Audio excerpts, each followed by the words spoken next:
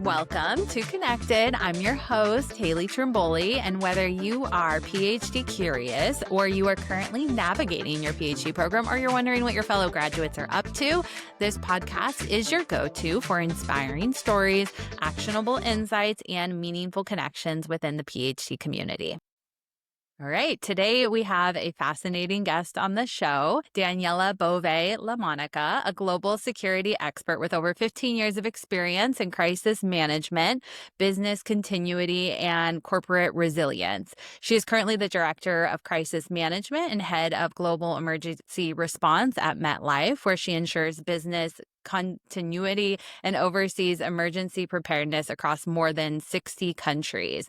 Beyond her impressive career in security and risk management, Daniella is in the final stretch of earning her PhD in global leadership and change at Pepperdine University, where her research focuses on how resilient strategies within corporate security teams drive enterprise-wide preparedness and best practices. Her journey spans roles in government, corporate security, and global operations, and today we'll dive into how she got here, her experience balancing a high-stakes career with a PhD, and what's next to her. So welcome, Daniella. Thanks. Good to be here. Likewise. So happy you're here. Where does this podcast find you today? I am in my home office in Hermosa Beach, California, so the greater Los Angeles metro area.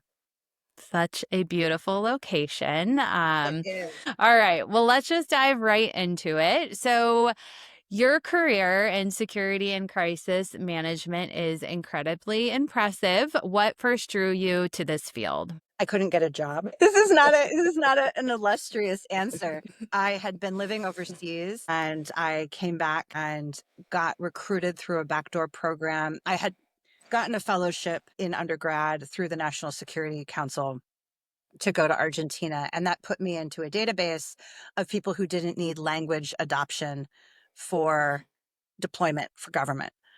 Because it takes the U.S. government anywhere between 9 months to 18 months to get somebody proficient to be in the field in language.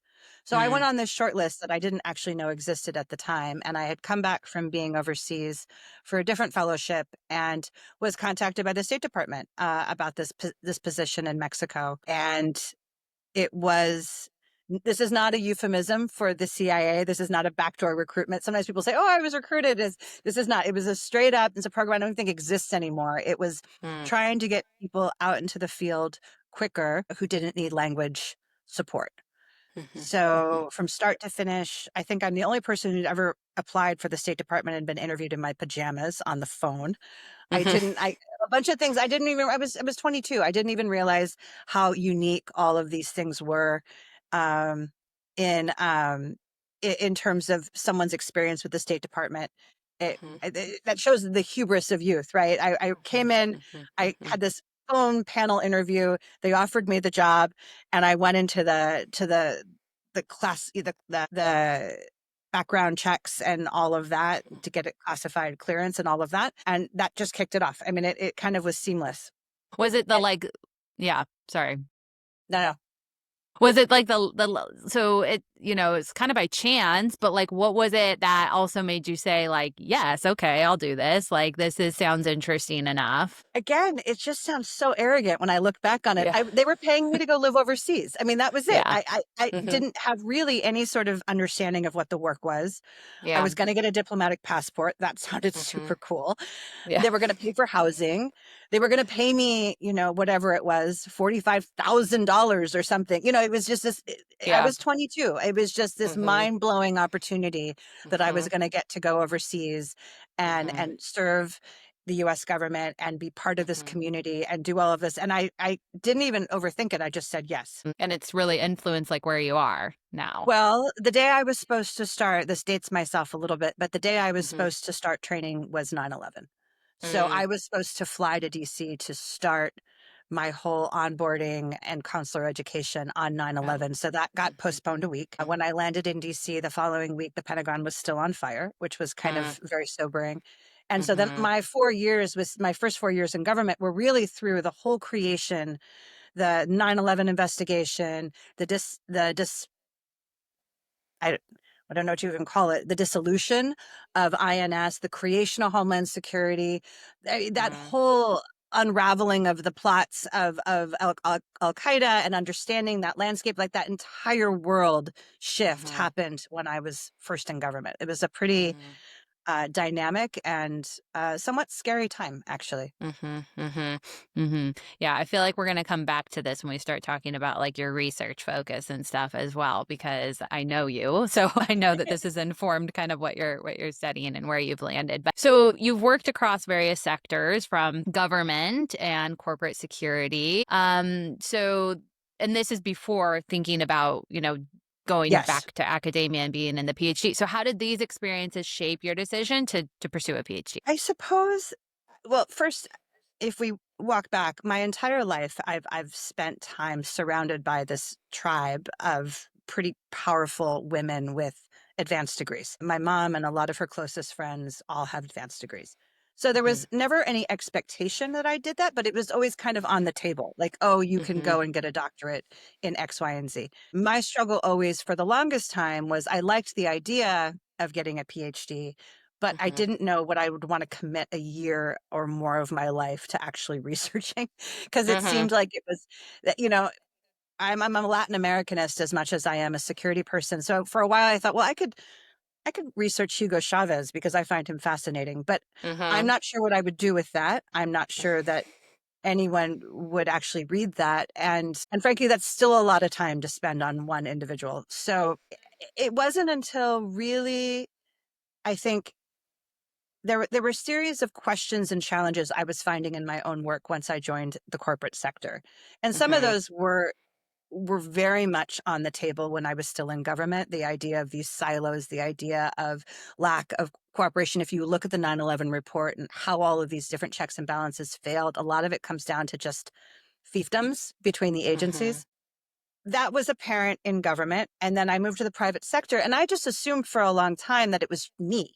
Like, oh, I didn't get out in front of something quick enough. I didn't ask the right questions. I didn't have the right network to get these answers. And then I realized that no, the corporate security sector has the same silos. It has the same challenges integrating within the verticals. And all of a sudden I started to talk to other people, and I realized, well, if I'm having these challenges, maybe other people are too. And they were. So that kind of prompted the idea of maybe there's more to explore here. And I don't think, though, it was until the pandemic when life really stopped. And then we relocated from New York and my work became 100% virtual, that I realized that I had some time to actually start to dig into these questions. So that's what prompted the PhD. Yeah, surrounded by a lot of people. So you had like a notion, ideas of what this was. Maybe I'd get this. You also were having questions that were surfacing across the different areas you worked in. Would you say that the pandemic was like the pivotal moment that made you decide to get the PhD, or was there something else that led to the actual decision? Again, like so many things, it's really not that illustrious. I was working from home. I wasn't no longer commuting to Midtown Manhattan. I'm also a working parent. I was no longer spending an hour circulating all across Westchester County in New York doing pickups for different schools and aftercare programs. And all of a sudden, I work New York hours from LA. So I have my afternoons, as long as something isn't going on, my afternoons are pretty quiet.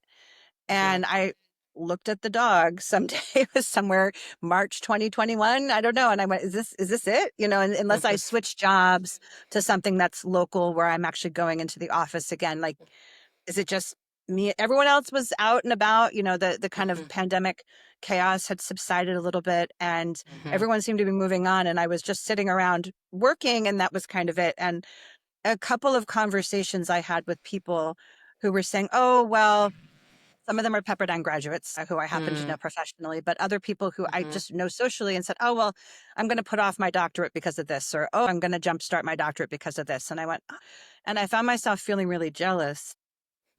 Well, I want to have a doctorate. And then all of a sudden, again, totally not an illustrious moment, I had about 3 margaritas and signed up for a Pepperdine information session one night. And my husband came in, and it was about 11 o'clock at night. And he said, what are you doing? And I said, I'm signing up for a PhD information session. And he's like, oh my goodness. And he left. And the next morning he said, okay, now that the light of day. And I said, yep, sessions next week. I'm super pumped. So that was kind of it. it was really just, I had the time. Had we stayed in New York, Mhm. we moved west because my husband is also a midlife career changer and was Mm. pursuing medicine. Had we stayed in New York, there would not have been the capacity to do this at all. Mhm. And Mhm. we Yeah. it would not have been the hours in the day. Yeah. So lots of things that kind of led up to it and that moment. So, and lots of conversations that were happening around you. So, why Pepperdine and why global leadership and change? I No offense to our illustrious faculty at Pepperdine. I don't love the title of the PhD because I think it doesn't mean anything. When people ask, what am I studying? I tell them organizational behavior because I feel Mhm. like that is what I'm studying. And it does Mhm. kind of tie up something a little bit tidier. Pepperdine, really, because of all of the programs I was aware of, A, it's local. Mhm. My mother happened to get her doctorate from Pepperdine, which was something that kind of Mm. was appealing. I mean, see, they're one of the few programs that allows you to really customize what your research topic is. A lot of these Mhm. programs that have this kind of hybrid, they're not an executive program per se, but really force you into one or three or four categories in terms of your research. And I knew I Mhm. wanted to study security, which is something that almost nobody does. And Mhm. I therefore wanted to have the flexibility to go where I wanted to go with my research. And Mhm. Pepperdine assured me that that would be a possibility. Mhm. And what Mhm. was great about it, as you know, I mean, obviously we're part of the same cohort, is that Mhm. we got to be for almost 4 years with people looking at all sorts of stuff, which was great. I Mhm. mean, Yeah. that is one of the think the true strengths of the Pepperdine program is that Mhm. we're sitting with people looking at rhetoric, political rhetoric. We were sitting with people looking at supply chain Mhm. and AI. We were sitting with people looking at wellness, right? We were people who Mhm. were nurses and looking to embed new technologies into the nursing system. Yeah. It's, it was across the board. So that made it very Mhm. dynamic and Mhm. kept me kind of on my toes, which I really Mhm. appreciated during the Mhm. process. Yeah, it was I love that part of the program as well as having people from so many different fields, disciplines with so many different interests, yet we're all sort of taking the context that the teachings, the context, the theories, etc., and then thinking about how do those apply more holistically across these fields. And they do, right? And I think that's kind of the interesting thing about it. So you were in the workforce and you were going to return to academia. So were you anticipating any challenges around this? Or were you like, hey, I got this. I've gotten to this point in my education. It's going to be easy. I mean, the first paper was not easy. The first, and Mhm. I had leadership the first semester out, and we had a 40-page paper with a lit review, and I didn't know what a lit review was. And, Mm. that was kind of, I'm like, what am I doing? Right. Mhm. But beyond that, you kind of fall into a cadence.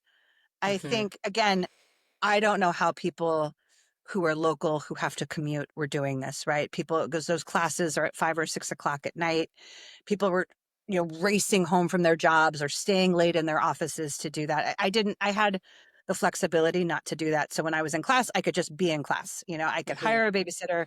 I could be in class. I could be really present. I didn't have to kind of divide my focus that way. What I did enjoy, and this makes me silly probably, but I really enjoyed using my brain in a different way. Mhm. I like writing. I'm someone Mhm. who enjoys the writing process, so it wasn't a hardship to have to do all that paperwork. Mm. And I really enjoyed that I got to turn off security and focus on things that I would either never take the time to focus on, like leadership and systems and stuff like that, or force myself to go through, which are like all of our methodology Mhm. classes, statistics. Mhm. I mean, I would run from that at 1,000 miles an hour. I had to slog through it during my master's. I didn't love it then. I Mhm. didn't love it at Pepperdine either, but it's good. Mhm. It reinforces those concepts that you actually really can bring back to, I mean, at least the way the Pepperdine model is, you can bring those concepts back to your office Mhm. and depending on how you work and it, talking about metrics, talking about how you present data, how you Yeah. understand it, that all boats rise with the tide when you have that skill set.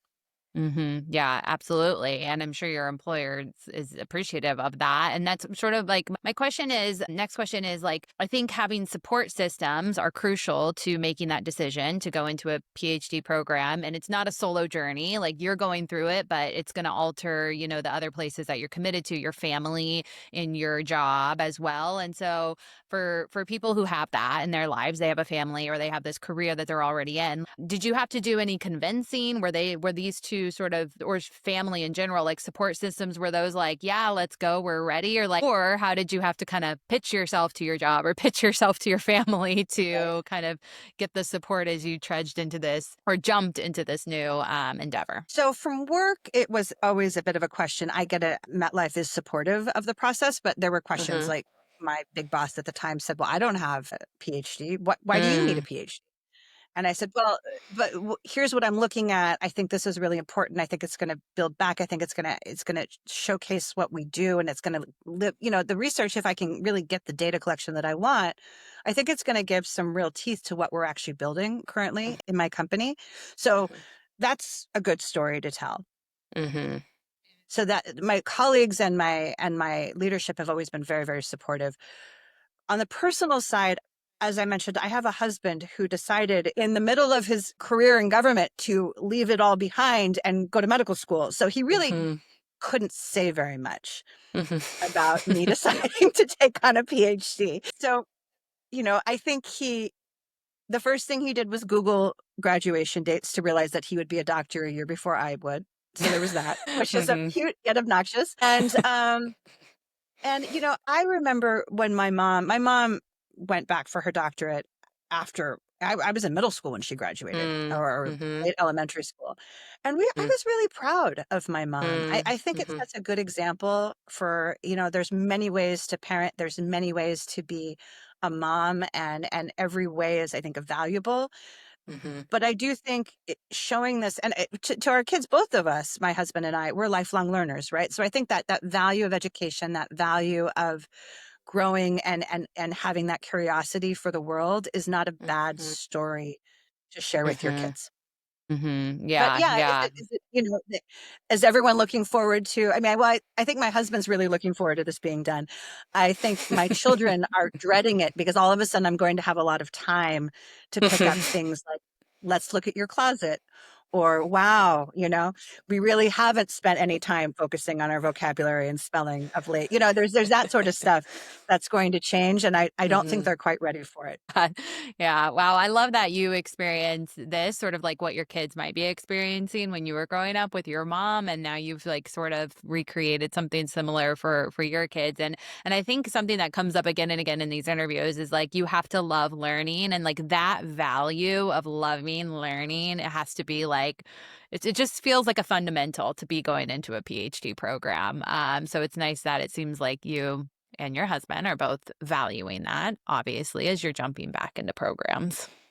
Well, what was great was being with that cohort too. Our cohort Yeah. clearly, I mean, I don't know if that just makes us all crazy type A. I don't know what that all makes us, but there was really I think that I probably got more out of the program than I think just somebody average going into a PhD program, because I think our cohort was so strong. We really Mm-hmm. challenged each other. People were really not mailing it in. They were really doing the work. They were really Mm-hmm. invested in the outcomes. Every paper mattered. Every presentation mattered. Even though we kind of knew going in that no one was really going to fail, that Mm-hmm. stuff was on the line that you had to perform for the process, but that Yep. you weren't really going to fail out for any of your classes for the Mm-hmm. most part. Tried. Yep. But people were not satisfied with that. People really pushed through, and it made Mm-hmm. me a better student. Probably Mm-hmm. out of all of the studies I've done, I've probably done my best work in this. And Mm-hmm. I think some of that's because of the cohort. It just, Mm-hmm. everyone felt really invested and really Mm-hmm. excited.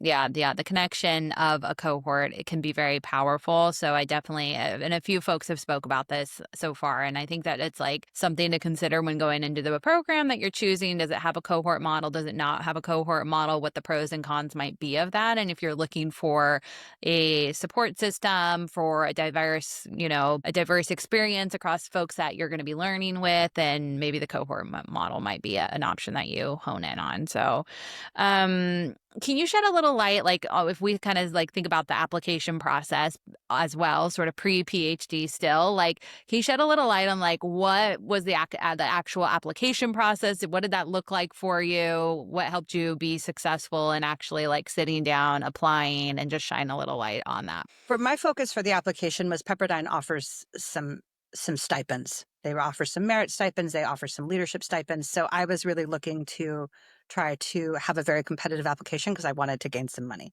I didn't find the application process. I do a lot of mentoring of people who are exiting the military and also people who are going back to graduate school.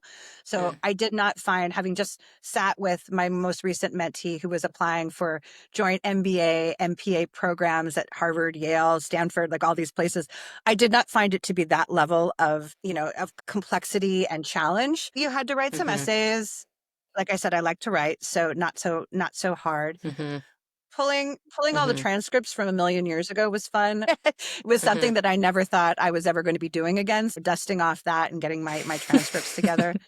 And honestly, finding recommenders that showcased the diversity of my skill sets outside of just being a professional, right? Because now almost everybody I talk to are people I've worked with. If I worked at the same company for 7 years, that's kind of redundant when you're coming up with an application. So, and I've seen this with other adults who are pursuing fellowships and advanced degrees, coming up. I say, if I had one thing to think, recommendation for people who are doing this, is make sure you really think about your recommenders going in, because that's where I struggled, trying to come up with a diverse set of recommenders based on the fact that I'm not that I'm one note, but I'm very much, I've worked for 2 companies, wasn't going to go back to, a million years ago when I was in government. And it wasn't terribly interesting just to have, oh, Daniella works here and she's great, and Daniella worked here and she's great. Thinking about how you round out those applications, community service, other places where you contribute. Do you engage in other programs where someone can write you a letter? I think that makes you a stronger applicant. Yeah, rather than hitting the easy button and maybe going to like the same routes or the same people that you could kind of get a quick turnaround, is thinking a little bit more broadly that tells the story of you. And because that's, I think, what folks want to see as you're applying and what you're bringing. Because I think in the PhD level, it's very much about you, your experience, and how you're shaping the research with that. Okay, so then you get into a PhD program now, and you're still working in corporate. Like, how has your perspective on corporate security and resilience evolved since you started the PhD program? Well, I think, first of all, the program gave me some tools, right? Some tools to first of all, how to think about things, scaffolding and thinking about things in terms of systems and leadership competencies. And of course, the methodology that I'm using for my dissertation, I didn't even know that existed. I'm using mixed methods. I didn't understand the nuance of that. And I happen to have a fantastic methodologist as my chair. And I continue to learn so much about that as we go forward in this data collection process. So I think it gave me new ideas about how to present ideas. It gave me some language, and certainly some of the tools we used weren't things that I had used before. Recording within presentations, just corporate security is still not on that cut, unless you're working for a tech firm. It's just not on that cutting edge of things. And there's a bunch of reasons for that. But I learned a whole bunch of things about Canva and the different platforms and all the different Quirkos, all the different tools. I didn't know any of that going in to the doctorate. And so that was really interesting. And every once in a while, I can bring something back like, hey, let's put a Slido or a Kahoot into our training and engagement with senior leadership and see what that happens. Or, hey, this was this really cool thing we did in class, and you guys would, or learning how to explore the literature, even learning how to really get in and research the literature, which is something that you would think you would know how to do at a great extent, but you really don't until you have to do a 40-page literature review. Yeah. That, learning how to find and resource and reference these documents and building that library. There's so much that I've built that I was like, oh, well, I'm not going to use that in my paper, but I'm totally going to send that to the team. So that's been really beneficial. I think that I'm able to share frameworks and concepts and things on resilience. And as we're trying to build some of this stuff in real time in my professional life, it's like, hey, the research says this, the data says this, like, we're not crazy. And this is another way to show value or demonstrate our strategic direction is actually based on something other than what we think is a good idea. Yeah, you've been able to like add some teeth around some of the things that you're doing. And I think doing working full time working full time, yes, that's exactly what you're doing, while pursuing a PhD is like extremely daunting, but like exactly what, like, it I think one of the benefits of that is that you get to basically take everything that you're learning and apply. You have the opportunity, whether you do it or not, to apply it, right? And find how does that fit to like what I'm doing right away, share it with teams. I mean, everything you're saying, like I'm sharing this article now with my team, or I'm putting like a Kahoot or some sort of interactive element into like a training, like it's just amazing. You get to apply it right away versus just sitting on it, sitting on the theory. And I think it would be much more challenging. And I know that some of our classmates are changing roles, right? Like if I'm looking for a major, people always ask me, what are you going to do with your PhD? And I say, well, I'm going to do exactly what I've been doing, but hopefully have a bit more level of gravitas around my ideas about resilience and integration and just have that. And Yeah. because security is so infrequently written about, it just, you know, resilience is written about a lot, but security, corporate security, cybersecurity, they're really not a focus of academia, at least not yet. Maybe in the last 2 or 3 years, you're seeing kind of it speeding up a bit more. But because this is really new, you're able to come to the table with people and say, hey, listen, we're thinking about these things differently. Security is evolving differently. The way that we think about protection of an enterprise is changing. The threat landscape is changing. We need to be more expansive in our approach. And I think the literature helps support that. So that's been very useful.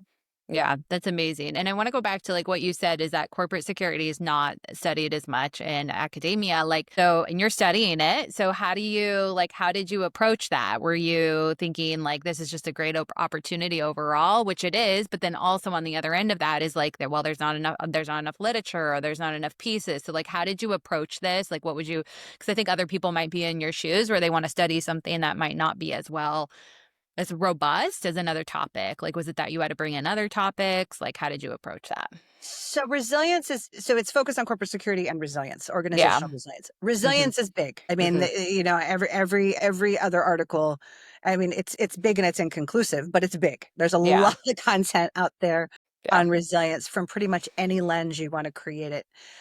On security, what I did do was I traced the history of security. And part of the focus of my research is trying to understand where security is evolving.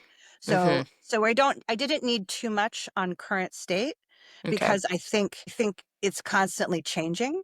Yeah. And based on what practitioners are doing in the field. So hopefully this will help contribute to that dialogue. Yeah. But I have been, every time I find something that's new, so new being 2023 forward, that's written by security. And if it's an academic journal written by a practitioner, which is unusual, there's not a lot out there. There's a couple of journals.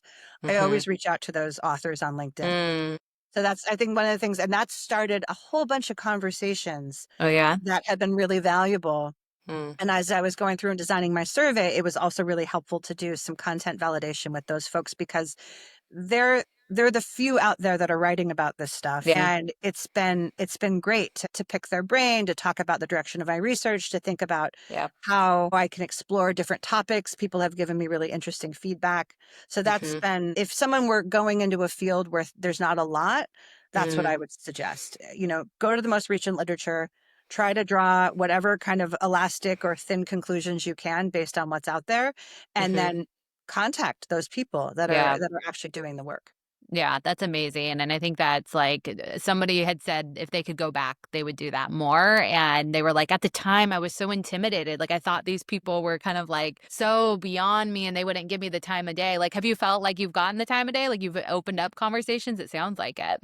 So I am one of those people that's always unwilling to reach out to strangers. Yet what I do know, because I put myself out there as a mentor, is that anyone who ever asks me for anything, and I've been asked some really strange mentorship, some support questions, I always say yes. So because I'm always flattered that someone would actually want to hear my opinion about anything, but I feel like I know very little about, I know, right. And so no, people were always, and some of them were fairly senior to me, at least from a professional lens. That was more intimidating. Not that they'd written an article, but that why would this head security officer from this really big company actually want to talk to me?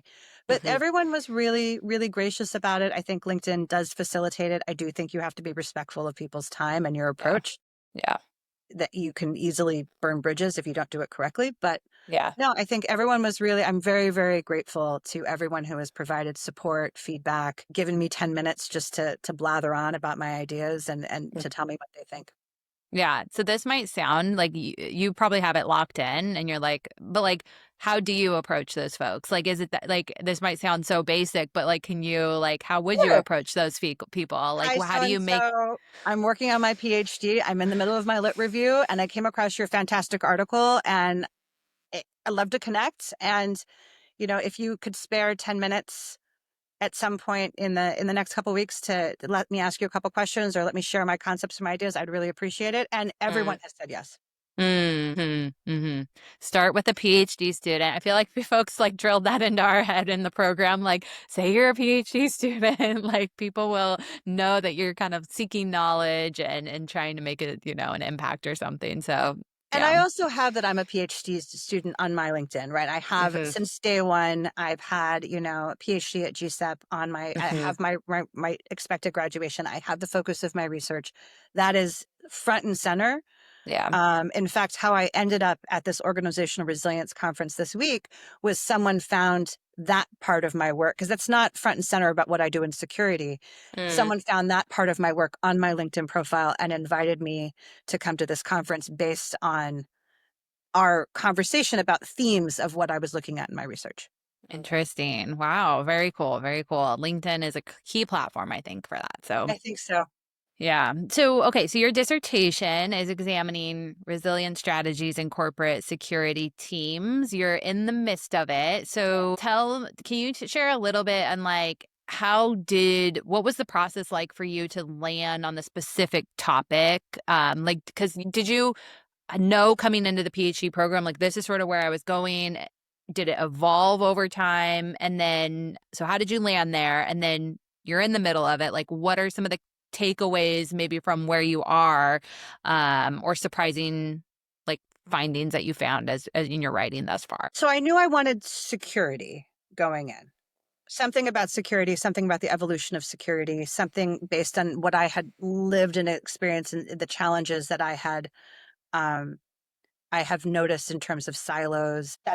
That was where I was kind of playing around with that. I didn't necessarily think about resilience. Okay. I didn't necessarily have my direction and my lens. I didn't have my research questions until I started writing, and they will probably change. That was the hardest part, was kind of narrowing down those research questions. And I think it evolved. It is daunting when you meet some of these people going and they're like, I'm going to do this and this is what I'm doing, and it's like, okay, so I wasn't that clear. What I did do is I kept kind of a file of articles and themes that appealed to me as we were doing work. So I was always writing about security because that's what I know and that's what I do. So as I would write and do some research, I'd see something, I go, oh, that's interesting. And so I would just start saving these digital files of these electronic journals. So when I actually went back to start my lit review, I had this whole kind of pre-compiled book of business, if you will, of things that might be something that would be relevant. Not all of it was. And all of it, obviously, like, you're trying to be as recent and current as you can with the literature. Some of it was just way out of date or just, really too old. But resilience kind of came about. I was in a conversations with my chair. We were actually she hadn't accepted my invite to be my chair yet. We were talking about it. Yeah. And she said, well, if you look at this plus resilience, she goes, what's really interesting about that is that you might be able, in your chapter 5, talk about how it applies to more than just security. You're talking about resilience in teams and structuring resilient teams. This might be applicable to a lot of corporate back of house functions like HR or communications. Other places, other entities that do this kind of support for a corporation. And as she said that, I actually got chills. It was kind of like they say when you know about the wedding dress, like I got chills. Yeah. And I went, I think we've just landed on my topic, like all of a sudden it just kind of clicked. And then I said, well, you have to be my chair now. And she said, well, I was hoping you would ask. And I said, thank you very much. But that really it was really working with her and kind of teasing out what I was interested in, because I didn't want to spend 200 pages writing something that I wasn't interested in. I think that would be for anybody who goes through this process. If you're not super jazzed about what you're writing about, you're not going to be successful. Or it's going to be really painful. Yeah. It's already a long process, to try to have a little fun with it. So, and in terms of what was challenging, getting started is probably the most daunting piece. I don't know if you found that in your own process, but the idea that I'm going to sit down and write a dissertation just sounds insane until you start doing it. Mm-hmm. The amount of blank pages ahead of you and the fact that you're going to have to fill all of this content with stuff that actually makes sense and that people are going to approve going forward, and you're going to have to get permission from IRB, like all of that, when you sit down and you just stare at your laptop in those first couple of days, seems impossible. And I would be lying if I didn't say that there was like a couple of weeks there where I was trying to get started and I would just close the laptop and go take a nap because it was just too much. Like, it was too much to try to digest in one piece. Mm-hmm. But my chair has us do something really cool where she has us do the first 10 pages of chapter 1. Just get it out there. Just do the first 10 pages. It's a 20-page chapter. Do the first 10 pages, get them to me, and let's talk about it. And that really helps because it just got you writing. And once you start, it's easier to keep sustaining it. But getting started, at least for me, was really hard. Yeah, it is very tough. And so I also want to touch on, because you are a leader at an organization, and you're studying, like, although your topic is focused on one thing, like in the program you study leadership theory, etc., you are a leader. Like, have there been moments in the PhD journey that has directly impacted how you approach your leadership role at your organization or has influenced you? I think some of the books on leadership we read were interesting. They made me really look at my approach, which I thought was interesting. And I'm not writing about leadership in my dissertation, but Okay. I thought those conversations were interesting because I have not spent a lot of time focused on leadership. Mm-hmm. And so understanding the different leadership models, I think some of the design systems work that we did with Meadows and thinking about how systems were designed and being mindful of system design was interesting. Certainly as we go forward, um, and I'm not speaking about my professional career here too much, but as we go forward in what we're doing at work, I think that thinking about resilience and organizational resilience and systems has been really useful when we come up against stumbling blocks in our strategy or stumbling blocks in our implementation. Some of those coursework that we had where we really had to kind of step back and think about, how does this all work together? What synergies are required? Going Senge, all of that, right? I think has been useful, even though some of that material is really dense. And if I brought that to the office, people would think I was nuts. The quick takeaways, some of the pieces that come in when we had to do our comps and talk about, oh my God, I'm blanking on the name. But some of the mindful design of how things get put together and bringing people along. I'm totally blanking on the name of the author. Bringing The people along. consulting, with the consulting, and I'm blanking too. It's But okay. yeah, I've blocked it. It's fine. that's what And happens. certainly comps were harder than dissertation in my mind. I Yeah.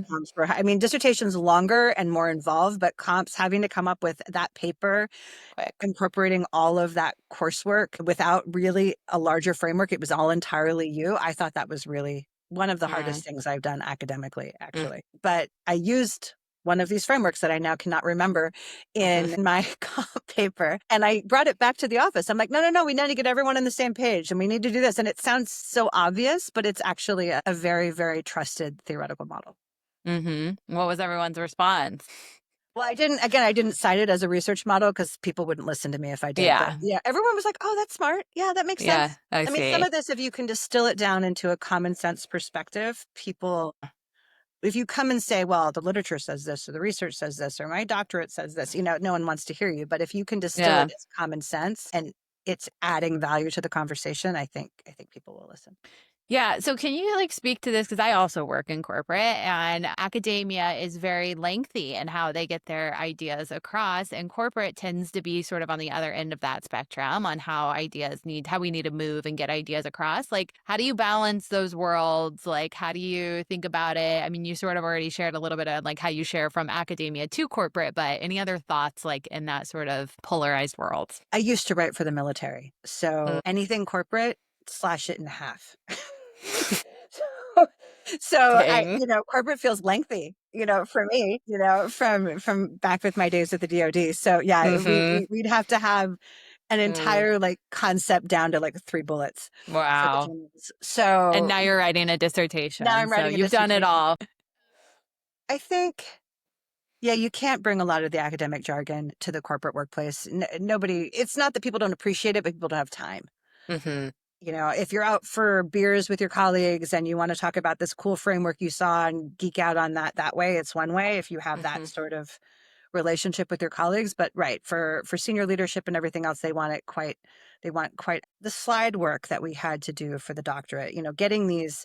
I mean, just think about what you have to do for your defense, right? You're taking literally hundreds of pages and you're Yeah. having to sum it up in 30 slides. That was it for the prelim defense. I mean, getting my literature review and my whole chapter 1 and chapter 2 into less than 15 minutes of a Mm. defense.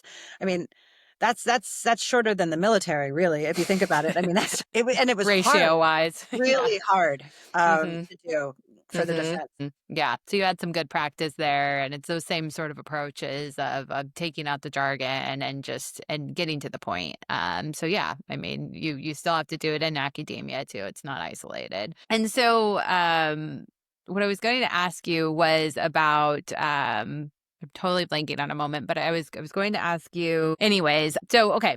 So you've had to publish research and you're still in corporate, but you're also having to publish research. Like I know that to be part of your program and your dissertation will be published. Like, do you imagine that you'll continue in that work of like doing research in the more of the like academic area and still thinking about like doing some research, publishing into like academic journals, etc.? Or is this like, I got my fill here and I'm going to just kind of keep on? I have to see where the data collection takes me because that's where I'm in right now, and Yeah. I'm still trying to figure out how many responses, what type of data I'm going to get. Mm-hmm. If the data is really interesting, it will totally become something. The trick will be not to take my foot off the gas. This right now, I remember asking my mom when she was doing this, like, how do you have time for all of this? And she says, you just make time. You just make it happen. Mm-hmm. And you do. I mean, I think that's true. As a working parent who's also a doctoral student, you make time. Mm-hmm. Once that need to have that amount of time blocked goes away, it's going to require real mindful blocking of time for me to continue to write, to do research. I love doing it. It's Yeah. just a matter of I'm going to have to not drop the ball Mm-hmm. and really come through. I've promised that I'm putting my findings on LinkedIn for at least my executive summary, all of that. Mm-hmm. Push through with an article after that would be great. And I Mm-hmm. think there's going to be some merit. There's a couple of publications where I can see that this would really add value, Mm-hmm. but I'll have to make myself do it and hold myself accountable. Mm-hmm. Mm-hmm. And in terms of teaching, I don't know if I would teach. I can see myself doing some consulting and some facilitation more than teaching. Though if I were asked to, I mean, again, I'm in a very niche place, right? So if there were a need, if Pepperdine invited me back to teach a lecture or to talk about something, of course, I'd be happy to do that. I don't see myself doing adjunct professor work or anything like that. My day job is just when you're in security and resilience, it's just if you were, my orientation weekend at Pepperdine was spent dealing with a hurricane. So, I kept leaving orientation to go jump on conference calls with my leadership team in Florida to kind of help run the crisis. So, Mm-hmm. it's a little, I defended my prelim on day 2 of the LA fires. It's a little touch and go depending on what's going on in the world Mm-hmm. where my life can be constant. So Mm-hmm. committing to something like a part-time academic job would probably be very challenging, at least as I Yeah. stay as a practitioner in security. Yeah, yeah. So it sounds like if that happens and space comes for it, the race and where the results lead to from your research as well. Like, and so what is the best outcome? Like, what are you if you could use your research to influence or change something in the corporate world? Like, what would that be? Like, what are you hoping for from the research? And maybe we shouldn't have like too many No, we like shouldn't. We shouldn't expectations. have hopes because that biases the research. But I do have a hope. You're right. I do have Okay. a hope. I have a secret hope Yes. that that what I believe to be true, which is that enterprise resilience and security is stronger and more when it's more holistic. Mm. So that when you take the different verticals and disciplines that contribute to this ecosystem, so cybersecurity, physical security, business continuity, enterprise resilience, risk management, these kind of very core corporate functions that a lot of times, depending on the organization, exist in different pockets. Mhm. And the bigger the organization, the more potential for those pockets to be quite far apart. Mm. Um, Mhm. I do believe that it is better for the organization if those functions work closer together. That was a finding in a major study in 2019. All these practitioners that were interviewed said, yeah, the landscape totally requires that we work together more. And then everyone said, well, but I don't want to. So I'm hoping to Mm. find out the why not. Like, what are the barriers to this? Because in my mind, it makes perfect sense. Mhm. But based on this 2019 study that this major industry group did globally, Mhm. all of my peers said absolutely makes perfect sense, but no, we don't want to do it. So what are Mm. the barriers to figuring it out? So if we come up with some real ideas around the barriers, because I'm targeting those 3 different groups in my research, Mhm. hopefully that will help us contribute to the conversation. Yeah, and maybe make some practical change or do more research. Or do more research, right? One of the two. Yeah, yeah, perfect. Well, okay, 2 more questions, final questions that I ask each guest. The first question is, what's one book, podcast, article that every PhD student should read and or listen to?